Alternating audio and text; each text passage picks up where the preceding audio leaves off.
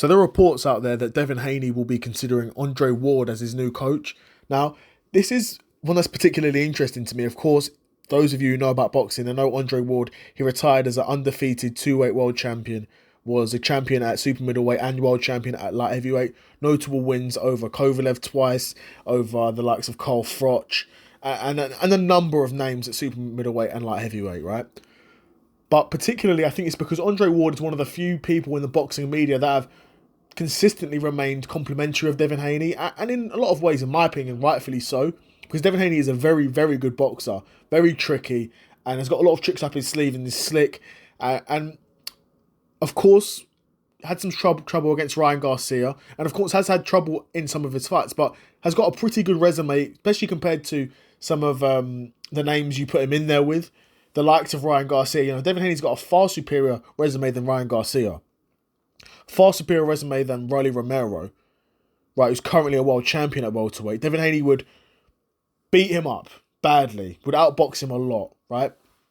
Devin Haney's got wins like Lomachenko on his record, Linares, George Kambosos, Pro Gray, like a number of very good wins in my opinion. Of course, the Lomachenko fight was close, but other than that, and the Linares had some trouble. He rocked Devin Haney, but Devin Haney got through the storm. He weathered the storm, which is, like I always say in boxing, one of the hardest things to do is weather a storm, right? But Devin Haney's done that, and of course his last two fights he's come under some criticism, notably against Ryan Garcia, where I rewatched that fight not too long ago. I'll probably make a separate video about it, but Devin Haney boxed pretty well in that fight. Now, he had some defensive openings, and Ryan Garcia landed that left hook. He landed it at will, and every time he was landing it, he was dropping Devin Haney. So that fight would have been scored very closely, but Devin Haney boxed very well.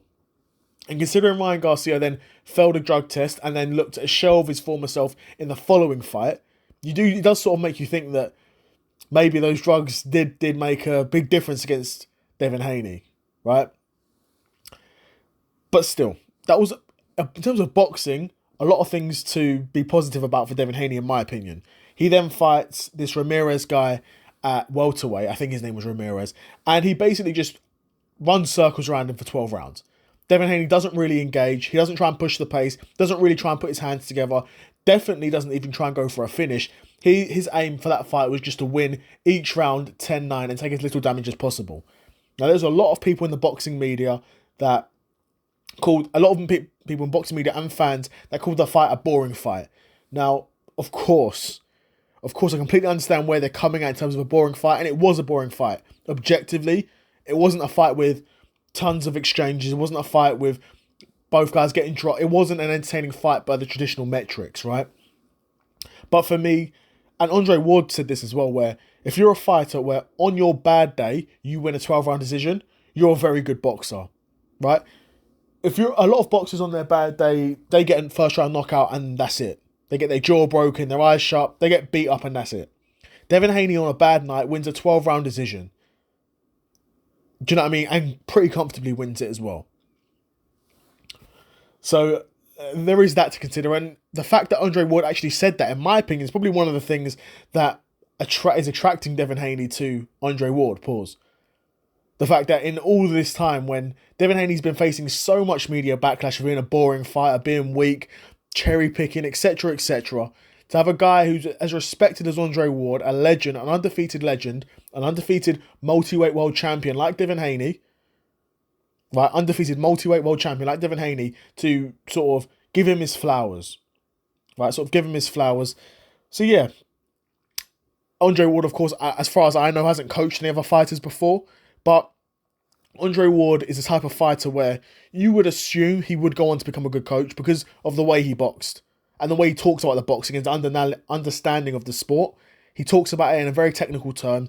Of course, every boxer understands it's a sport, but there is scientific elements to it as well in terms of technique, right? Different techniques work for different times, and it's about setting up traps and playing your game. And Andre Ward was a master at that. Devin Haney's very good at that too. So in terms of boxing IQ, them joining together could be very interesting. Of course, having good boxing IQ and knowing the sport doesn't necessarily make you a good trainer. It can, but the two aren't exclusively mutual, right? where just because you know boxing doesn't mean you're going to be a good trainer, right? So we'll have to see. I mean, I would really like to see this happen, because I think stylistically it could be potentially a match made in heaven in terms of Devin Haney looking at it from, he wants to box for as long as possible, doesn't want to take as much damage, wants to remain undefeated, and do it in a good way. This is a good matchup for me. So I'd be curious to know what you guys think. Do you think Devin Haney and Andre Ward as a boxer trainer combo would be a good combination, or do you think Devin Haney should go with a boxing trainer who's got a lot more experience? I'd be curious to know what you guys think in the comments below. And yeah, another episode of the Seth Solo Side Quest in the bag, and I'm out. Peace.